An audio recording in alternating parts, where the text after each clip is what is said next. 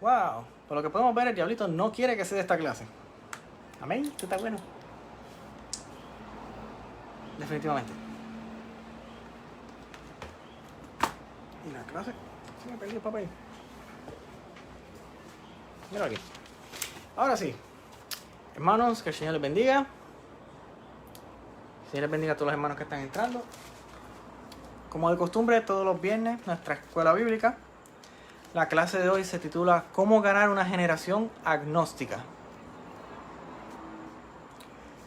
Y la lectura bíblica dice de la siguiente manera. Se encuentra en Hechos, capítulo 17, versículos del 16 al 24. Y dice de la siguiente manera. Mientras Pablo los esperaba en Atenas, su espíritu se enardecía viendo la ciudad entregada a la idolatría. Así que discutía en la sinagoga con los judíos y piadosos, y en las plazas cada día con los que concurrían. Algunos filósofos de los epicureos y de los estoicos discutían con él. Unos decían, ¿qué querrá decir este palabrero? Y otros, parece que es predicador de nuevos dioses. Estos decían porque les predicaban el evangelio de Jesús y de la resurrección. Lo tomaron y lo trajeron al Areópago, diciendo, ¿podremos saber qué es esta nueva enseñanza que hablas? Pues tras a nuestros oídos cosas extrañas, queremos pues saber qué quiere decir esto, porque todos los atenienses y los extranjeros residentes de allí en ninguna otra cosa se interesaban, sino en decir o en oír algo nuevo.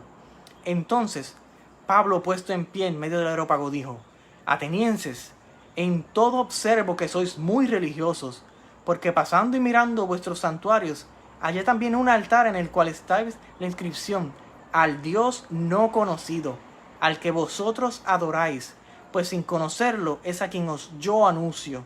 El Dios que hizo el mundo y todas las cosas que en él hay, siendo el Señor del cielo y de la tierra, no habita en templo hecho por manos humanas, ni es honrado por manos de hombres, como si necesitara algo de ello.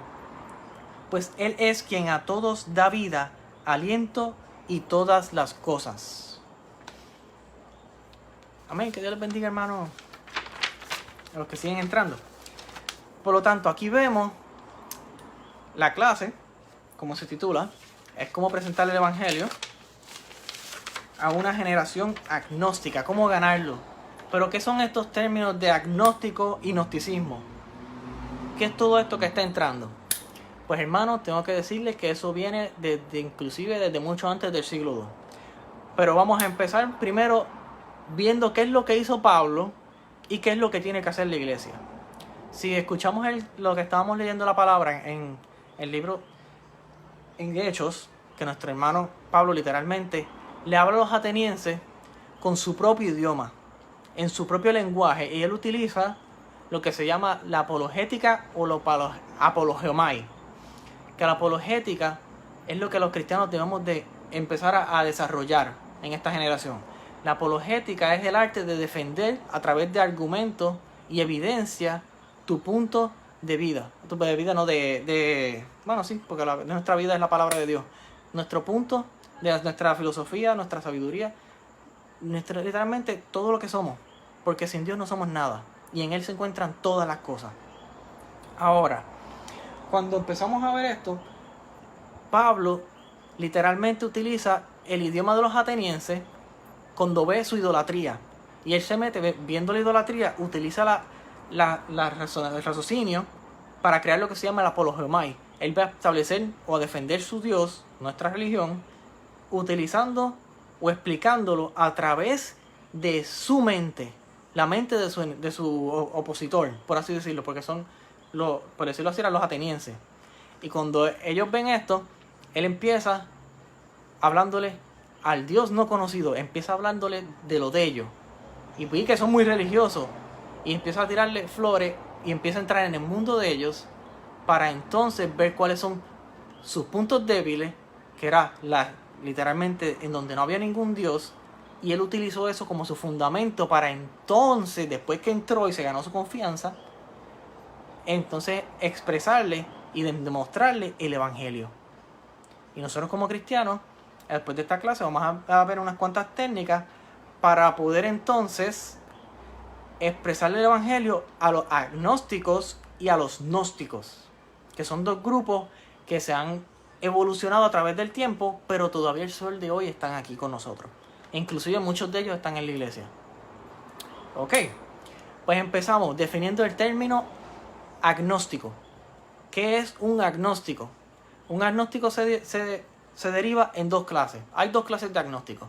Tenemos el primero, que fue la excusa muy interesante de un hombre que me da gracia, el filósofo inglés Thomas Huxley. En el 1825, este hombre nació. Este hombre, en esos tiempos, por decirlo así, es la excusa del ateísmo. Por no decir soy ateo. Porque en esos tiempos, si él decía que era ateo, iba a afectar toda su carrera de filosofía, de todo lo que él hiciera, lo iba a afectar de una manera grande porque la religión, o por decirlo así, la iglesia tenía un gran poder y una gran influencia política. Por lo tanto, para él no decir yo soy ateo y no creo en Dios, él puso y desarrolló la siguiente estrategia. Yo soy un agnóstico. Y como agnóstico, no, por decir que no soy ateo, voy a crear el agnosticismo. Mi cerebro es tan y tan pequeño que no puedo comprender a Dios y no puedo saber cuán grande es, no puedo saber comprenderlo a Él en todo. Por lo tanto, no me voy a dar la tarea de conocerlo ni nada por el estilo. Simplemente que Él sea Dios y que yo sea yo. Eso se conoce hoy en día básicamente como ateísmo. La única diferencia es que Él lo disfrazó muy bonito para que no los comulgaran y no le pasaran muchas cosas. Ok, ahora, existe otra clase de agnósticos, que son los que viven por ahí en el mundo, que inclusive están en las iglesias, que literalmente están en el limbo. No creen, pero tampoco no dejan de creer. Es como que, si no existe Dios, pues bien, perfecto, no hay problema. ¿Existe un Dios? Ah, brutal, cuéntame, dime, no hay problema. Perfecto, ok. Pero simplemente no están en ningún plano. Y esto es números grandes, hermanos, son sobre 35%. Ahora, cuando vemos la mayoría de los que entran en el agnosticismo es por dos razones. Los primeros, que son los que no quieren creer en nada, que literalmente sería mejor el término ateo antes que agnóstico, es esas personas que han tenido una situación traumática en su vida o han sufrido abuso doméstico, han sufrido demasiado bullying, etc. Todas estas personas buscan una excusa para no tener que enfrentarse a Dios. Porque saben, o mejor dicho, para culpar a Dios de lo que les pasó. No para enfrentarse, sino para, bueno, si tienes que enfrentarte, para entonces no quieren entender, entran en ese conflicto y es como que, no quiero enfrentarme a Él, pero a la misma vez como que, ¿por qué lo hiciste? Y le quieren echar la culpa. Porque saben que Dios nunca hace el mal. Dios no tiene mal en Él, no puede habitar en Él. Ahora, están cuando vemos esto, y los otros son aquellos que vienen, los primeros agnósticos son los que le echan la culpa a Dios, los segundos son los que literalmente han vivido en un área de confort tan y tan grande que no han vivido experiencias que lo lleven a creer, pero tampoco han vivido experiencias que los lleven a no creer. Por decirlo así, están en la cuerda floja y se creen que están en un punto medio donde estoy bien con Dios y estoy bien con el diablo. Y estoy bien con el mundo. Y ahí es donde viene el peligro, porque son esas personas que literalmente creen que si se mantienen en el medio van a estar salvos, sin saber que si estás en el medio, tu alma corre peligro. Las buenas noticias es que estas personas son más propensos a llegar a la salvación. ¿Por qué? Porque podemos entrar en sus mundos y como un método de estrategia, podemos entrar en su mundo y poquito a poco ir conociéndolo. Y según vayamos conociéndolo, podemos entonces empezar a utilizar su propio lenguaje para hablarle. Ejemplo, si vemos una persona que está entrando en problemas sociales o por el estilo, y vemos que empiezan a hablar entonces sobre lo que está bien y lo que está mal. Y una estrategia que podemos utilizar es empezar hablándole, si ya tenemos la confianza de que saben que tú eres cristiano y que tú puedes hablarle de cristianismo en cualquier momento y eso, y que no le molesta ya que tú puedas decir par de cositas, el día menos esperado le puedes zumbar esta bomba. Que estén hablando, sí, esto es malo, y lo otro, sí, esto es malo. Y empezar como que, ok, pues vamos a poner un ejemplo. Si tenemos un juez justo, no estamos hablando de Dios, es un juez justo. Una pregunta, si tú robas algo y vas delante de él, ¿qué te va a pasar? Eres culpable, ¿cierto o falso? Sí. Ah, ok. Si tú, mataste a alguien, eres culpable, ¿cierto o falso? Sí. Ok. Oh, ok. Y si el juez es justo, ¿qué va a hacer con él? Lo va a meter en la cárcel. ¿Cierto o falso? Sí. Ok. Ahora, una pregunta. Si Dios es justo, vamos a ponerle, antes de que digas que entres a Dios en el tema, ¿tú has mentido? La primera pregunta, antes de meter a Dios en todo esto. Estaban hablando del juez justo, mataste a alguien, ¿qué va a hacer el juez? Te va a meter en preso. Y después viene y le hace la pregunta, oye, ¿tú has mentido? Obviamente todos hemos mentido, sí. ¿Tú has mirado una mujer con lujuria? Pongámosle que es de hombre a hombre. ¿Tú has mirado una mujer con lujuria? Sí. Ah, ok. Y aquí viene la Biblia. La palabra dice que si has visto una mujer con lujuria, ya cometiste adulterio en tu corazón con ella. Dios es justo, ¿verdad? Sí. Oh, ok, si Dios es justo, entonces Dios no es malo. Si tú vas delante de Él, Dios no va a ser malo.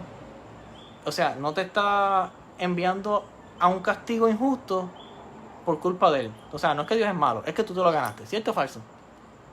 Y ahí es donde viene la confrontación. Porque una de las primeras cosas que hace el Espíritu Santo es confrontar. Esto es solo un ejemplo y una estrategia que pueden utilizar. Primero entras con su idioma y luego entra Dios. Igual que como pasó con Pablo. Entró en Areópago, empezó sus ídolos y después le presentó a Dios. Y aquí es donde podemos abrir una puerta porque le estamos presentando el problema que él tiene. Tu problema es que estás perdido. Vas a un castigo eminente. Por lo tanto, ahí nos toca a nosotros entonces hacer lo que Jesús hizo. Presentarle la salida. Ahora, hay un detalle muy interesante. Él está ya con el juez y el juez lo tiene culpable y lo va a mandar para el infierno. ¿Por qué? Porque eso es lo que él se está ganando. Ahora, ¿qué pasa cuando uno paga una fianza? Si tú logras pagar una fianza, tú quedas libre. ¿Cierto o falso? Sí. Ah, pues Dios envió una fianza para nuestros pagos. Como pago por lo que hicimos, por nuestros pecados. Y aquí entonces entró una estrategia para entonces tú presentarle el evangelio a una persona agnóstica que no quería o no creía o no conocía de Dios. Porque lo estás confrontando con lo mismo de ellos. Ellos dicen que las cosas son malas y que son buenas, y tú vienes hablándole con lo mismo tema de ellos, pero le diste la galleta con el mismo tema de ellos, con la misma lógica de ellos. Lo único que, en diferencia a ellos, tú le vas a presentar una salida. Una salida que va a su vez reflejar el amor de Dios.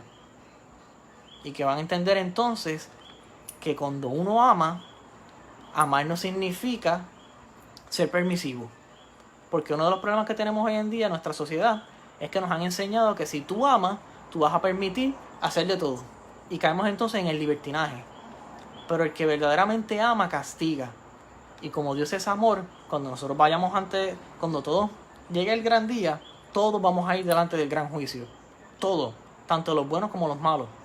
Y cuando estemos en ese juicio, literalmente, Él se va a parar de frente y como es un juez justo, va a ser yo delante de Dios, me va a leer todo lo malo que yo hice, al igual que cualquier otra persona que no esté limpio por la sangre de Cristo. De la misma manera, la única diferencia va a ser que cuando Él me lea todo lo que yo hice malo, si me mantuve fiel en los caminos, Él va a decir al final, oh, aquí está la paga, aquí está tu fianza, Jesucristo, entra, eres libre. Ahora, si no tienes quien sea la fianza, ahí vienen problemas. Ok, después que definimos lo que es el término agnóstico y tener esta pequeña estrategia, entrar en su mundo y con su mismo idioma presentarle el evangelio. Tenemos que, antes de todo esto, para poder hacer esto, como pasó cuando yo estuve trabajando hace como 4 años atrás, que estuve trabajando con 3 agnósticos, literalmente Dios me dio la sabiduría de poquito a poco, ellos mismos fueron abriéndose y me fueron abriendo camino para haciendo preguntas. Oye John, me decían John, ¿y qué tú crees de esto? Y yo poquito a poco les empezaba a hablar y ellos se dieron cuenta de que yo tenía una postura o yo conocía algo que ellos no conocían. Y lo interesante del caso fue que inclusive un día yo les dije, oye, si te hago una presentación para explicarte todos esos puntos, ¿tú me darías el tiempo para explicártelo? Y literalmente dijeron, sí, nos sentamos. Y para la gloria de Dios, no fue por lo que yo hice, sino porque Me fui de rodillas, el Espíritu Santo estuvo conmigo, me preparé, leí la palabra, preparé la palabra y Dios fue quien me dio la sabiduría. Esas 3 personas están mirando diciendo, ¿qué tengo que hacer para ser salvo? Ese día para mí fue bien impactante, porque no fue sabiduría de hombre, sino sabiduría de Dios lo que pasó allí. Y para la gloria de Dios, pues por lo menos quedan 2 perseverando. Y gracias a Dios, cuando uno vaya a hacer esto, lo primero que tenemos que hacer es estar muy preparados, porque la iglesia de hoy en día, tristemente, no nos gusta leer Biblia. Somos muy sinceros, por lo menos soy muy sincero. Es bien difícil sentarnos a leer la Biblia 1 hora. Ponle a leer la Biblia en 10 minutos. Se nos hace muy difícil, porque estamos acostumbrados a que todo sea por televisión o escuchado, etc. No nos gusta sentarnos a leer. No importa lo que sea, no lo vamos a leer. Y esto es malo porque cuando entonces venga cualquier movimiento, cualquier persona a hablarnos, a confrontarnos, mejor dicho, de nuestra palabra, de nuestra Biblia, de lo que nosotros somos, no vamos a saber cómo responder. Porque si no entendemos o no nos relacionamos, no nos metemos allá con el que estamos, con quien estamos enamorados, con quien salvó nuestras almas, ¿cómo vamos a presentárselo al mundo? A alguien que no conoce. Cuando nos vengan a confrontar, nos va a pasar como a muchos de otras religiones, que no voy a mencionar nombres, que literalmente cuando lo confrontan con sus mismos libros no saben ni qué hacer y se vuelven un 8. Inclusive esto ha sido tan y tan triste que hasta en las mismas universidades teológicas, lo digo por experiencia, una vez vi un profesor decir, Dios no ama al pecador. Y eso es triste, que un profesor que se supone que estudió la palabra y que sabe quién es Dios, diga que Dios no ama al pecador. Cuando Dios envió al mundo a su Hijo unigénito para salvar a toda la humanidad. Si eso no es una expresión de amor por los pecadores, no sé qué lo sea. Pero por esa razón es que nosotros en la iglesia tenemos que estar bien pendientes, porque van a venir muchos ángeles vestidos de luz que no van a ser ángeles de luz. Y tenemos que estar listos con una buena apologética, apologiomai, para enfrentarnos a todo esto que venga. Ahora, vamos al segundo grupo que nos presenta la clase bíblica, que son los agnósticos. ¿Qué es un agnóstico? Gnosticismo. Dios les bendiga el gnosticismo. Cuando entramos al mundo del gnosticismo, estamos en un mundo que tuvo sus primeros inicios en la iglesia de Timoteo y de Tito, donde literalmente vemos cómo Pablo tuvo que desde la cárcel literalmente darle herramientas a estos caballeros para que pudieran hacer una apologética y enfrentarse a estos caballeros que estaban en contra, que eran judaizantes, que querían volver atrás, que querían volver a que las obras te hacen salvo, cuando esto no es por obra para que nadie se glorifique. Ok, ahora, ¿qué es el gnosticismo? El gnosticismo se divide en 7 puntos. 7 puntos bien importantes. Cuando vemos el primer punto de ellos, dice de la siguiente manera. Ellos pretendían la posesión de un conocimiento especial de la verdad, superior a la fe, reservado para los iniciados. Por lo tanto, no todo el mundo tiene el conocimiento para poder llegar a la salvación. O sea, solamente para poder ser salvo tienes que tener un conocimiento extra. Aquí vemos el primer punto del gnosticismo donde fallan. Ellos establecen que para tú poder ser salvo necesitas conocimiento. Por lo tanto, te salvas por obra y no por fe. Te salvas porque hiciste esfuerzo y no porque Dios hizo algo por ti. Y aquí donde es primer punto malo. Segunda parte del gnosticismo. Una combinación de dualismo persa con platonismo, que se manifiesta en la doctrina de una esfera espiritual pura y perfecta, y de un universo material esencialmente malo, y de doctrina y de donde todo lo malo ha surgido, tanto Dios como el universo material son en base a este sistema. Por lo tanto, aquí vemos que la segunda parte, el segundo punto, primero, literalmente, tienes que esforzarte para ser salvo. El segundo, ellos establecen que Dios es malo. ¿Por qué? Porque tanto el universo y todo es malo, la carne es mala, el sistema es dualista, bien y mal. Dios es bueno y el mundo es malo, pero tanto los dos son uno solo. Y aquí esto es una herejía, porque están diciendo que Dios literalmente es malo, es el autor del mal. Y si nosotros vamos a estudiar la palabra, vemos que Dios hizo el árbol del conocimiento de la ciencia del bien y del mal. Él no hizo el mal, Él hizo el conocimiento. Hasta que tú no cometes la acción no puedes ser juzgado. Aunque tengas el conocimiento, si no cometes la acción no eres juzgado. Si no, no sería justicia. Por lo tanto, Dios hizo el árbol y el momento en que el hombre pecó contra Dios y Satanás, tenemos que acordarnos que Satanás, entonces entró el mal al mundo. Por lo tanto, el mal, verdaderamente, el mal surge, la raíz del mal es tanto en la voluntad humana como angélica. Nuestra voluntad es lo que crea el mal. Dios nos dio el poder de compartir con Él lo que es la sabiduría, crear. Por lo tanto, el mal proviene de nosotros mismos. No viene de Dios, viene porque nosotros lo quisimos traer a este mundo. Dios nos dio la oportunidad de no tenerlo o de hacerlo. Punto número 3. La concepción de que Dios no puede actuar directamente sobre el mundo de la materia, sino que tiene que ser por medio de un demiurgo o creador o artífice subordinado de rango inferior, distinto a la deidad suprema, y también por medio de emanaciones o eones mediadores extendiéndose de manera gradual entre Dios y el universo material. Estas emanaciones o eones serían innumerables, pensando que desde una naturaleza espiritual, lo más cercano a Dios, una naturaleza más y más mezclada y material conforme fueran llamados a las esferas más cercanas del mundo material. Me explico en este pequeño trabalengua. Nosotros los seres humanos somos unas chispas, para ellos somos unas chispas o emanaciones que ellos llaman eones o espíritus. Y esos espíritus son buenos. Y nosotros, la carne, es mala. Por lo tanto, para ellos, nuestra carne literalmente tiene que ser destruida para poder llegar a ser más como Dios. Mientras más destruyas la carne, más como Dios eres. Eso es una herejía. Ahora, la concepción de todo esto, literalmente el problema que viene más grande es lo que ellos llaman el demiurgo. Y el demiurgo, por decirlo así, va a ser esa persona que va a ser un intermediario entre Dios y los hombres. Es un representante del Dios. Y viene aquí, pan, así, esto, lo otro. Pero ellos establecen que no es Dios. Por eso, cuando nosotros vemos el Evangelio de Juan, capítulo 1, versículo 1, vemos que él empieza diciendo que en el principio era el verbo y el verbo era Dios. Y así constantemente. Y el logos era el teos y teos era con el logos y el logos era teos. Que literalmente lo que está diciendo es, ese intermediario que ustedes están llamando el demiurgo, es el logos, que significa palabra, conocimiento.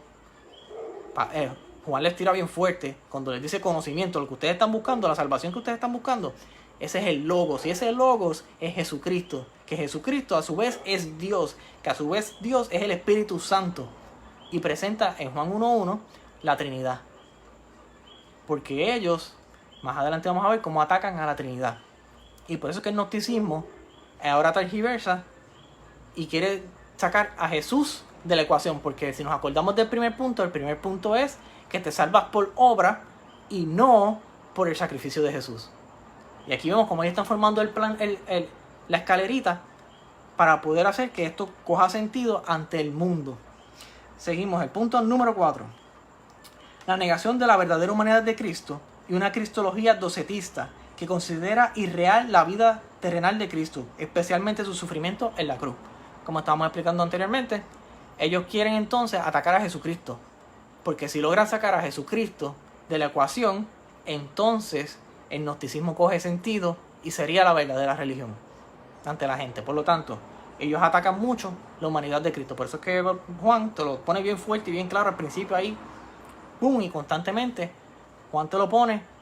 En diferencia a los demás evangelios sinópticos, vemos que el evangelio de Juan, cada vez que habla, hace un milagro Jesús, literalmente no dice, y Jesús hizo un milagro, porque nosotros los seres humanos somos los que hacemos, pues sería un milagro para nosotros hacer algo así, porque como personas humanas es imposible que yo vuele. Ahora, como fue Jesús quien lo hizo, y Jesús es Dios, en el evangelio de Juan vemos que él literalmente literalmente dice, esto es una señal. ¿Y de qué señal? De que Él es Dios. Y el evangelio de Juan es bien fuerte tirándole a esta gente. No, tirándole no, destruyendo esta herejía.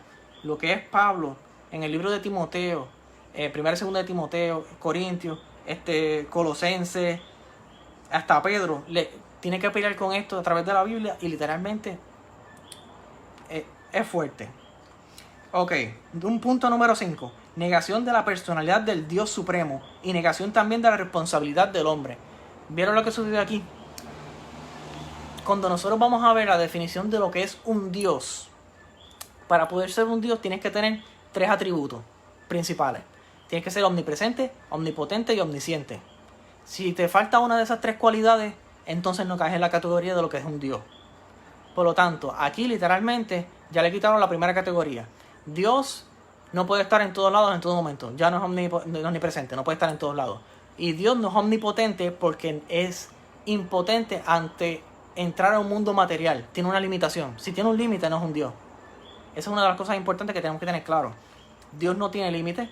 Dios puede hacer todo lo que Él quiera. Por ejemplo, ahora mismo tenemos la famosa polémica de que nosotros no podemos ver a Dios porque moriríamos. Mas, sin embargo, vemos en el Antiguo Testamento que una persona que hablaba cara a cara con Dios. ¿Por qué? Porque Él es omnipotente. Y tenemos que estar claros y conscientes de que Dios es soberano. Y en su soberanía, Él hace lo que Él quiere cuando Él quiere. Pero lo más interesante de todo esto es que a pesar de que Él tiene ese poder, Él literalmente ha decidido no ponerse límites, sino que darnos un margen o dejarnos un espacio para nosotros poder entrar en acción. Y es interesante porque literalmente muestra su amor para con nosotros, que es la virtud más grande de Él. Dios es amor. Ahora, seguimos para el punto número 6.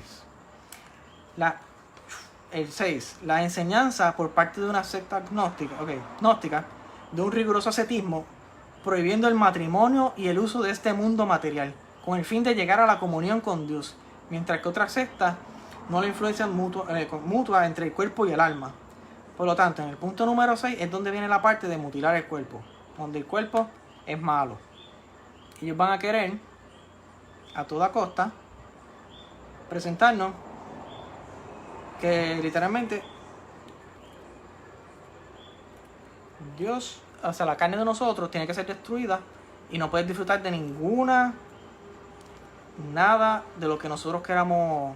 O sea, si te vas a casar, no puedes disfrutar de tu esposa porque literalmente eso sería pecado, porque la carne es mala.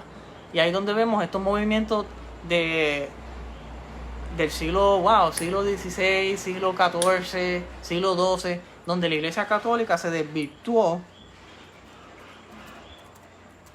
y cayó en unas peleas grandes, porque literalmente empezaron a mutilar el cuerpo, que es el templo del Espíritu Santo. Y si mutilamos el templo del Espíritu Santo, estamos en pecado, porque no es de nosotros, es de Dios, y es cuando Él quiera.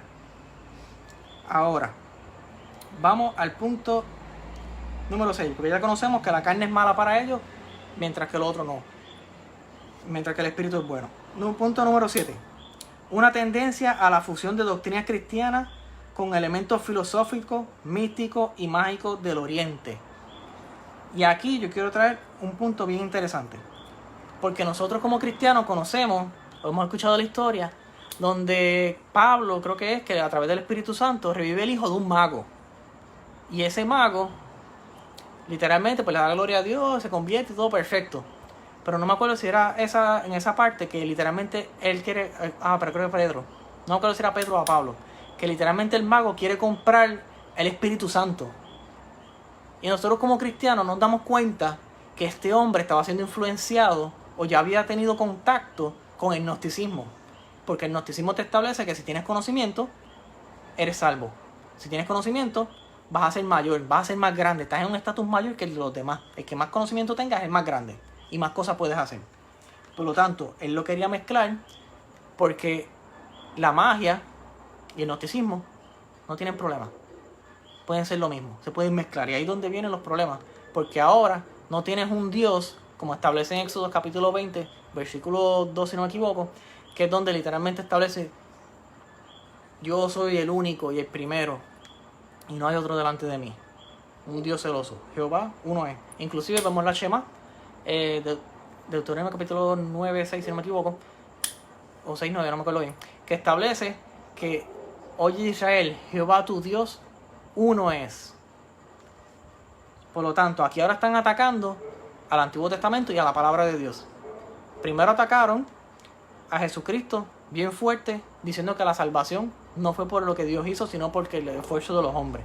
Después atacan literalmente a Jehová Dios, literalmente atacando que Él es malo y por ende su naturaleza, y Él no es potente, no puede hacer nada.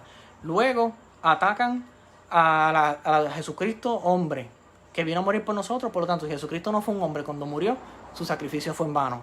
Y después vienen a decir que el templo del Espíritu Santo es malo, para después decirme que entonces la palabra de Dios no tiene validez. Y si la palabra de Dios no tiene validez, entonces ¿qué están estudiando ellos? Todo lo que pueda funcionar, que les sirva a su favor. Como vemos hoy en día, muchos movimientos o muchas cosas que se ven medio raras, que están mezclando todo lo que hay. Voy a coger el ejemplo de... Ayer fue el jueves, estuve con un compañero, sí, ayer. Estuve con un compañero y él me estaba dando un testimonio de un pastor. Él tuvo un pastor el cual empezó a mezclar cosas raras en sus predicaciones. Y él decía, aquí hay algo raro. Y el pastor empezó a mezclar muchas cosas que no tenía que estar mezclando, porque se puso a estudiar. Y entonces empezó a mezclar,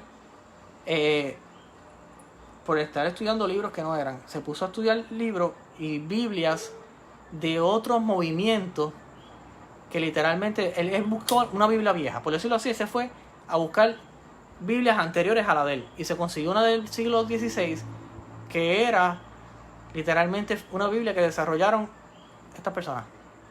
Y estas personas, literalmente, como el sincretismo, empezaron a escribir lo de ellos también. Pero era la Biblia parecida a la de nosotros, lo único que cambiaban ciertas palabras para poder contrarrestar y pelear contra el cristianismo. Porque el cristianismo siempre ha sido muy fuerte, porque Dios, literalmente, es de los pocos libros que han escrito muchas personas inspiradas por Dios, y la coherencia es tan perfecta, hermano, que literalmente se sabe que es Dios quien la escribió, quien la dejó bajar aquí a la tierra. Ahora, vamos a la parte, punto número 8. Las escrituras del Antiguo Testamento eran atribuidas al demiurgo o creador inferior del mundo, que era el Dios de los judíos, pero no el Dios supremo. Todas estas tendencias se hallaban presentes en la actualidad en diversas corrientes teológicas del siglo heterodoxo. Por lo tanto, para terminar su punto de herejía, la Torá o la ley, literalmente todos esos libros, la ley y los profetas, fueron escritas por el segundo Dios, que voy a decirlo así, o el Dios que ellos ponen más o menos, que fue Jehová, Yahvé. Literalmente no es el Dios supremo para ellos. Por lo tanto, si Jehová, Yahvé, no es el Dios supremo, entonces Jesucristo tampoco funciona. Entonces la religión en sí, el cristianismo, deja de ser cristianismo. Entonces se convertiría, aunque se vuelvan al judaísmo, tampoco sería judaísmo. Entonces sería una cosa nueva y un mundo falso, un mundo mezclado entre tanta porquería que literalmente no se puede saber ni qué melcolcha es, porque es un sincretismo. Todas las religiones mezcladas, lo que me funcione, eso voy a usar. Y esa estrategia la está usando el enemigo a través de muchas cosas, como podemos ver. Literalmente ahora mismo Israel firmó el contrato de paz con los árabes, etcétera. ¿Por qué? Porque están creando un clase de sincretismo, donde hubieron un par de reuniones donde todas las religiones del mundo se unieron para formar un tratado de paz. Y lo más interesante es que ellos dicen que la Biblia no funciona porque fue escrita por un Dios inferior, que la Biblia no sirve porque no dice la verdad, etcétera. Pero todo lo que está escrito en la Biblia se está cumpliendo al pie de la palabra, de la letra, tal y como está escrito. Y cada vez que le presentamos la palabra, ellos dicen que no. Ahora, ¿por qué leí todos estos puntos y todo esto sobre el gnosticismo? Si pueden ver, el gnosticismo te abre una puerta para tú evangelizar y entrar en este mundo de estas personas. Ellos ya tienen un conocimiento de algo. Van a saber algo de Biblia, van a saber algo de Dios, siempre ya van a tener algo. Pero estas personas, en diferencia a los agnósticos, están dispuestos a escuchar. Ahora, cuando vemos esto, si estas personas están dispuestas a escuchar, tienen comezón de oír. Por lo tanto, nosotros como cristianos tendríamos que entonces tener una buena apologética, prepararnos bien, una buena apologema, o sea, prepararnos para presentar con argumentos fuertes y sólidos lo que es Dios, quién es Él y lo que ha hecho por nosotros. Porque muchas de estas personas creen que saben lo que es Dios, pero no saben lo que es en realidad. Porque acuérdense, muchas veces, a veces nos mencionan palabras que creemos saber su definición, pero cuando nos dicen explícala, nos quedamos como que no puedo explicártela. No me acuerdo la definición, pero sé lo que significa. Saber lo que significa, pero no saber la definición, nos pasa mucho. Y estas personas están en ese problema. Nosotros como cristianos tenemos que escuchar lo que ellos están hablando y asimismo podemos entonces ver cuáles son sus errores y traer entonces un poquito de luz para ver cuán receptivos están. Porque acuérdense que la clase de hoy trata de cómo yo me puedo ganar a un agnóstico, pero también podemos ganarnos a un gnóstico. ¿Cómo podemos? Literalmente tienes que escuchar qué están hablando, cuál es su tema central, qué parte de lo que es la espiritualidad o la religión ellos están pendientes o qué quieren conocer, para que entonces puedas hacer como Pablo, al Dios no conocido entró por donde ellos querían, porque ellos eran bien religiosos. Por lo tanto, he visto que son muy religiosos, dijo Pablo, les voy a hablar de un Dios que ustedes adoran y ni siquiera saben quién es.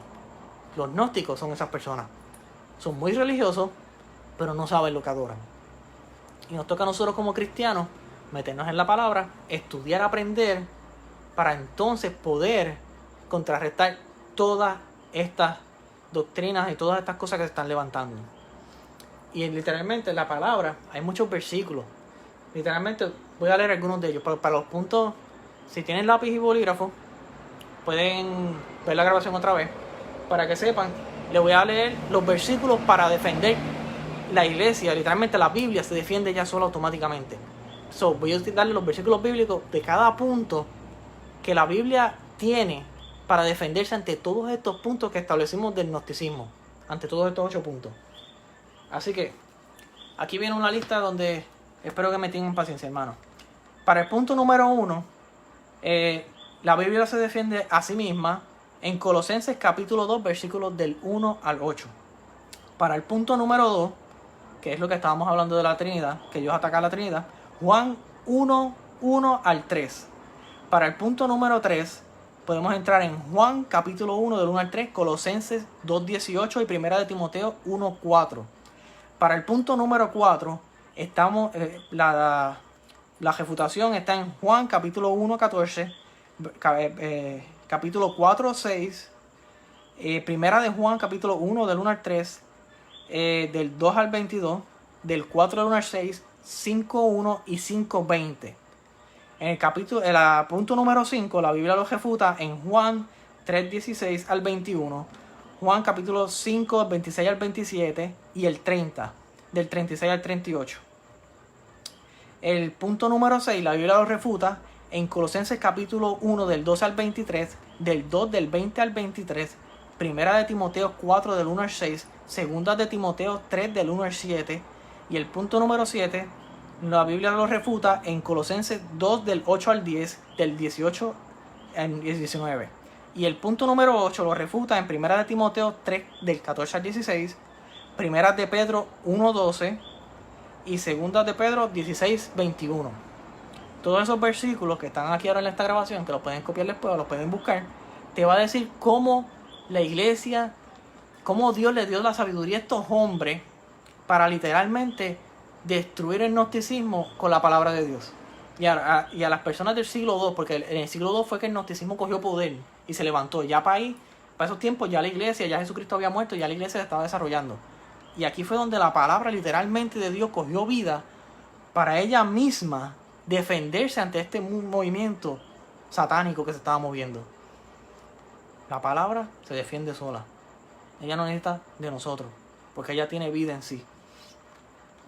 Y ahora, ya después de conocer todo esto, tenemos, para ir terminando la clase, la palabra de Dios nos enseña, o resumen práctico, que para poder hacer todo en esta vida, necesitamos tener 3 cosas.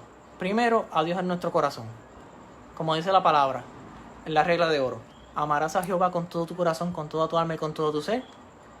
Y la segunda era, amarás a tu prójimo como a ti mismo. Por lo tanto, si amas a Jehová con todo tu ser, con todo lo que tú eres, literalmente, cuando veas a una persona que está perdida, no le vas a decir hijo del diablo ni nada por el estilo, sino que lo vas a tratar con amor y poco a poco van a ir viendo tu ejemplo y van a saber que tú eres diferente. Y entonces, cuando establezca la segunda regla, ama a tu prójimo como a ti mismo, ¿qué significa eso? Yo quiero llegar a ser salvo. Por lo tanto, si él está perdido, yo tengo que lograr que él sea salvo. Y ahí es donde entonces la Biblia, por decirlo así, nos llama, por decirlo así, calladito, la Biblia nos llama a hacer la gran encomienda. Ir por todo el mundo y predicar este evangelio. Para predicar este evangelio ante esas personas, tenemos que entonces ser llenos del Espíritu Santo y ser guiados por el Espíritu Santo de Dios. Y la tercera parte, aprendernos las palabras. Si no nos aprendemos la Biblia y no aprendemos palabras, no nos metemos con Dios, literalmente, hermano, va a venir cualquiera y nos va a vender gato por liebre. Y no podemos permitir que eso pase. Porque, como dice la palabra, el que crea estar firme, cuide de no caer. Así que, hermano, los dejo con esto. Esta ha sido la clase de hoy. Espero que los versículos bíblicos les sirvan para que ustedes puedan ver cómo la iglesia fue desarrollándose en su apologética. Que el Señor les bendiga mucho. Hasta aquí esta clase. Oración final. En nombre del Padre, el Hijo y del Espíritu Santo. Rey de Reyes y Señor de Señores, te damos gracias, Padre amado, por esta clase que he dado. Gracias porque tú has sido mi sabiduría, tú has sido mi entendimiento, tú has sido todo, Padre. Gracias por tu palabra que ha fluido en mí. Gracias porque tú eres bueno y para siempre. Ahora, Padre, te pedimos por todas esas almas que están allá afuera, que no te conocen, o que te conocen pero están reacios a ti, Padre, para que tu Espíritu Santo sea con ellos, ablandando los corazones, para que cuando nosotros vayamos a ellos, Padre, no sea demasiado tarde. Gracias por todo lo que has hecho. Llénanos de tu Santo Espíritu, para que podamos poder, Padre, utilizar toda la sabiduría y lo que nos has dado para poder llegar a sus vidas. Cuídalos, bendícelos, protégelos, pero sobre todas las cosas, ayúdanos a enamorarnos más de ti, Padre, para que podamos entrar más en tu palabra y para que podamos hacer que todo el mundo pueda llegar a ti y ser salvo, para poder compartir este amor que tú has compartido con nosotros. En el nombre del Padre, del Hijo y del Espíritu Santo. Amén. Que el Señor les bendiga. Un saludo a todos. Que Dios les bendiga.